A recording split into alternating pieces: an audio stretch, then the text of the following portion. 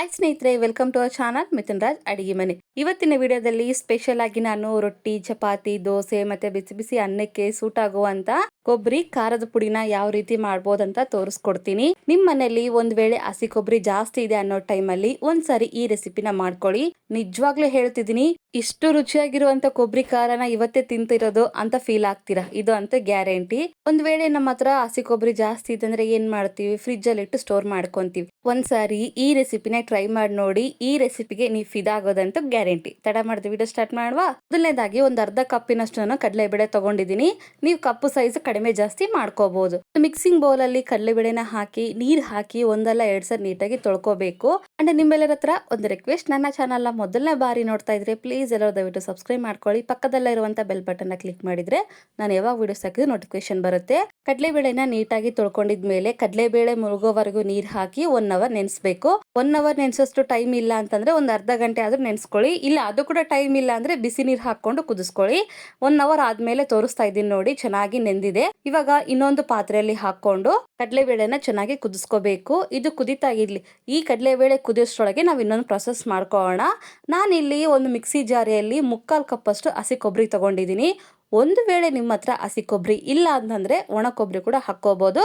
ಆ ರುಚಿ ಬೇರೆ ಇರುತ್ತೆ. ಹಸಿ ಕೊಬ್ಬರಿನ ಮಿಕ್ಸಿ ಜಾರಿಯಲ್ಲಿ ಹಾಕೊಂಡಿದ್ಮೇಲೆ ಮಿಕ್ಸಿ ಮುಚ್ಚಳನ ಮುಚ್ಚಿ ಈ ರೀತಿ ತರಿತರಾಗಿ ಮಿಕ್ಸಿ ಮಾಡ್ಕೋಬೇಕು. ನುಣ್ಣಗೆ ಪೌಡರ್ ತರ ಏನು ಮಾಡ್ಕೊಳಕ್ಕೆ ಹೋಗ್ಬೇಡಿ. ಈ ರೀತಿ ತರಿತರಾಗಿದ್ರೆ ರುಚಿ ಚೆನ್ನಾಗಿರುತ್ತೆ. ಇದು ರೆಡಿ ಆಗಿದೆ. ಈ ಕಡೆ ಕಡಲೆಬೇಳೆ ಕುದಿತಾ ಇದೆ ಅನ್ನೋ ಟೈಮಲ್ಲಿ ಮೇಲ್ಗಡೆ ಈ ರೀತಿ ವೈಟ್ ತರ ಬರುತ್ತಲ್ಲ, ಇದನ್ನೆಲ್ಲ ತೆಗೆದ್ಬಿಟ್ಟು ಕಡಲೆಬೇಳೆನ ಕುದಿಸ್ಕೋಬೇಕು. ನೋಡಿದ್ರೆ ಕಡಲೆಬೇಳೆ ಕುದ್ದಿದೆ. ಒಂದು ವೇಳೆ ಕಡಲೆಬೇಳೆ ನಿಮಗೆ ತಿನ್ನಕ್ಕೆ ಇಷ್ಟ ಇಲ್ಲ ಅಂತಂದ್ರೆ ಈ ಪ್ಲೇಸ್ ಅಲ್ಲಿ ನೀವು ತೊಗರಿ ಬೇಳೆನ ಕೂಡ ಯೂಸ್ ಮಾಡಬಹುದು. ಆ ರುಚಿ ಸ್ವಲ್ಪ ಡಿಫ್ರೆಂಟ್ ಆಗಿರುತ್ತೆ ಅಷ್ಟೇನೆ. ಕಡಲೆಬೇಳೆ ಕುದ್ದಿದನ ಇಲ್ಲ ಅಂತ ಒಂದು ತಗೊಂಡು ಚೆಕ್ ಮಾಡ್ತಿದ್ದೀನಿ. ಕರೆಕ್ಟ್ ಆಗಿ ಕುದ್ದಿದೆ.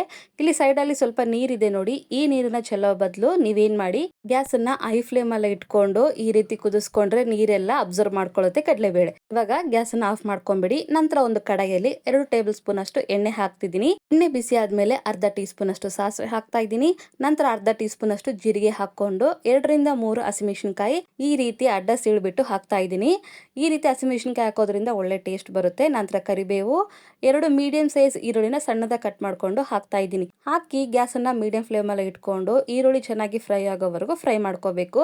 ತುಂಬಾನೇ ಕಲರ್ ಬರಬೇಕು ಅನ್ನೋದೇನಿಲ್ಲ, ಜಸ್ಟ್ ಫ್ರೈ ಆದ್ರೆ ಸಾಕು. ಈರುಳ್ಳಿ ಫ್ರೈ ಆಗಿದ್ಮೇಲೆ ಇನ್ನೊಂದ್ಸರಿ ನೀಟಾಗಿ ಮಿಕ್ಸ್ ಮಾಡ್ಕೊಳ್ಳೋಣ. ನಂತರ ಇದಕ್ಕೆ 1 ಟೀ ಸ್ಪೂನ್ ಅಷ್ಟು ಶುಂಠಿ ಬೆಳ್ಳುಳ್ಳಿ ಪೇಸ್ಟ್ ಹಾಕ್ತಿದ್ದೀನಿ. ಫ್ರೆಶ್ ಆಗಿರುವಂತ ಶುಂಠಿ ಬೆಳ್ಳುಳ್ಳಿ ಪೇಸ್ಟ್ ಆದ್ರೆ ರುಚಿ ಚೆನ್ನಾಗಿರುತ್ತೆ. ಆದಷ್ಟು ಫ್ರೆಶ್ ಆಗಿರುವಂತದ್ದೇ ಯೂಸ್ ಮಾಡಿ. ಹಸಿ ವಾಸನೆ ಹೋಗೋವರೆಗೂ ಫ್ರೈ ಮಾಡ್ಕೊಳ್ಳಿ. ಈಗ ಗ್ಯಾಸ್ ಅನ್ನ ಲೋ ಫ್ಲೇಮ್ ಅಲ್ಲಿ ಇಟ್ಕೊಂಡು 1/4 ಟೀ ಸ್ಪೂನ್ ಅಷ್ಟು ಅರಿಶಿನ ಪುಡಿ, ರುಚಿಗೆ ತಕ್ಕಷ್ಟು ಉಪ್ಪನ್ನ ಹಾಕೊಂಡು ಮಿಕ್ಸ್ ಮಾಡ್ಕೊಳ್ಳಿ.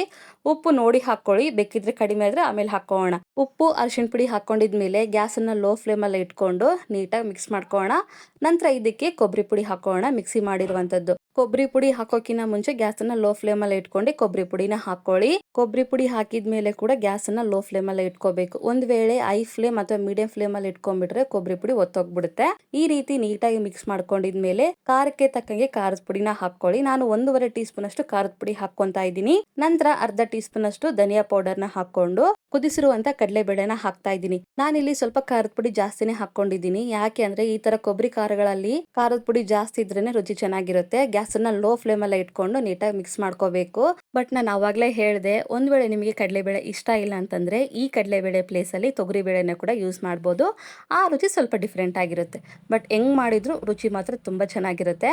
ಈ ರೀತಿ ನೀಟಾಗಿ ಮಿಕ್ಸ್ ಮಾಡ್ಕೊಂಡಿದ್ಮೇಲೆ ಇವಾಗ ಮುಚ್ಚಳನ ಮುಚ್ಚಿ 1-2 ನಿಮಿಷ ಲೋ ಫ್ಲೇಮ್ ಅಲ್ಲೇ ಬೇಯಿಸ್ಕೊಂಡ್ರೆ ಕೊಬ್ಬರಿ ಖಾರದ ಪುಡಿ ರೆಡಿನೇ ಆಗೋಗುತ್ತೆ. ಲಾಸ್ಟ್ ಅಲ್ಲಿ ಸ್ವಲ್ಪ ಕೊತ್ತಂಬರಿ ಹಾಕೊಂಡು ಇನ್ನೊಂದ್ಸರಿ ನೀಟಾಗಿ ಕಲ್ಸ್ಕೊಂಡು ಗ್ಯಾಸ್ ಆಫ್ ಮಾಡ್ಕೊಂಡ್ಬಿಡಿ. ಚಪಾತಿ, ರೊಟ್ಟಿ, ದೋಸೆ ಅಥವಾ ಬಿಸಿ ಬಿಸಿ ಅನ್ನಕ್ಕೆ ತುಂಬಾನೇ ಚೆನ್ನಾಗಿರುತ್ತೆ. ಒಂದ್ಸರಿ ಟ್ರೈ ಮಾಡಿ ನೋಡಿ.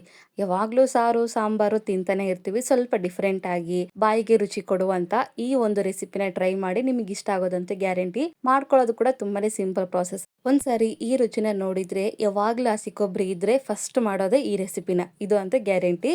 ಖಂಡಿತ ಈ ರೆಸಿಪಿನ ಟ್ರೈ ಮಾಡ್ತೀರಾ ಅನ್ಕೊಂಡಿದ್ದೀನಿ. ಈ ರೆಸಿಪಿ ನಿಮಗೆ ಇಷ್ಟ ಆದ್ರೆ ನನ್ನ ಚಾನಲ್ನ like, share, comment and subscribe ಮಾಡ್ಕೊಳ್ಳೋದನ್ನ ಮಾತ್ರ ಮರಿಬೇಡಿ. ಓಕೆನಾ? ಮುಂದಿನ ವಿಡಿಯೋದಲ್ಲಿ ಮತ್ತೆ ಸಿಗ್ತೀನಿ. ಅಲ್ಲಿವರೆಗೂ ಟೇಕ್ ಕೇರ್. ಬಾಯ್.